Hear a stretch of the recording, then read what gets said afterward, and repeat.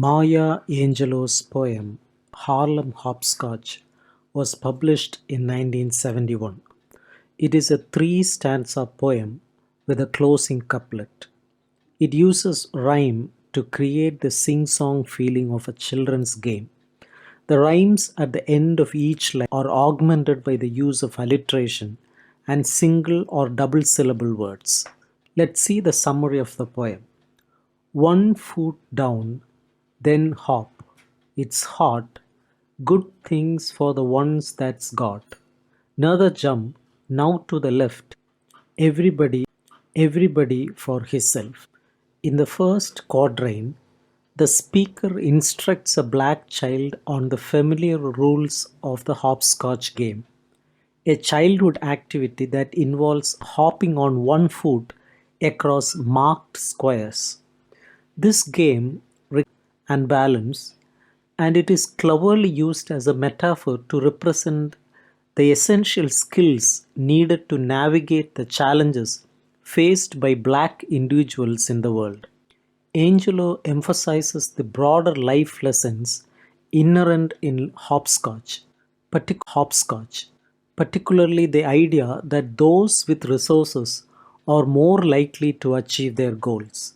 The phrase "everybody for himself" highlights the reality that individuals must focus on their own success in a world that often prioritizes self over collective well being.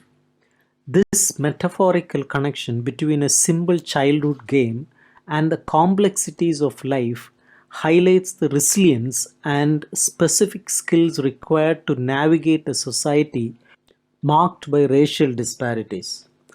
The second stanza. In the air, both feet down, since you black don't stick around. Food is gone, the rent is due, curse and cry and then jump too. In the second stanza, the poet imparts additional instructions to the listener. Suspended in air or both feet on the ground. If a person is black, the only choice is to keep moving.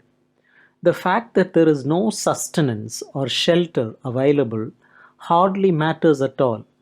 Still, one must keep working, keep moving through the game, even in anger and sorrow. The metaphorical game of life demands diligence with a constant awareness that expenses like rent and availability of food are inevitable challenges. It conveys the harsh reality of a challenging existence, emphasizing the engage in the game despite its difficulties. The poet advises against lingering or remaining in one place, particularly relevant to the challenges faced by black individuals. This counsel extends beyond the game of hopscotch, aligning with the broader theme of life's uncertainties and the imperative to keep moving forward. The third stanza. All the people out of work, hold for three, then twist and jerk. Cross the line, they count you out. That's why hopping is all about. In the last stanza, the speaker guides the listener towards the conclusion of the metaphorical game. The speaker acknowledges that others may doubt the listener's ability to successfully complete the game, underestimating their potential. Despite facing doubts and being discounted, the listener is urged to persist in their efforts, continuing to hop even in challenging circumstances. When there is no work, then all people can do is wait. Even the childlike speaker of the poem knows the pain of losing hope, because the twisting and jerking can also an inner feeling of worry in addition to the outward motion of the child's game. Even this cannot be expressed because it is seen as being pushy, going too far, or crossing the line. Right behavior is not necessarily rewarded, but wrong behavior is most definitely punished. Still, the game goes on. The choice of words like twist and jerk highlights the arduous nature of reaching the end of the game. It highlights the inherent difficulty in navigating life's challenges. The final couplet, both feet flat, The game is done. They think I lost. I think I won. The last two lines of the poem rhyme perfectly, creating a musical and rhythmic quality. When someone finishes the game and both feet land on the ground, some might think I lost. However, the speaker has a different view. She believes she won. The game can be seen as a metaphor for a lifetime. The speaker knows that there may be nothing to show for all the work of hopping, but just the effort makes her a winner. She realizes that winning the game is all about perspective one might collect along the way. Even though the rest of the poem talks about following rules and doing everything possible to reach the end of the game, these final lines suggest something else.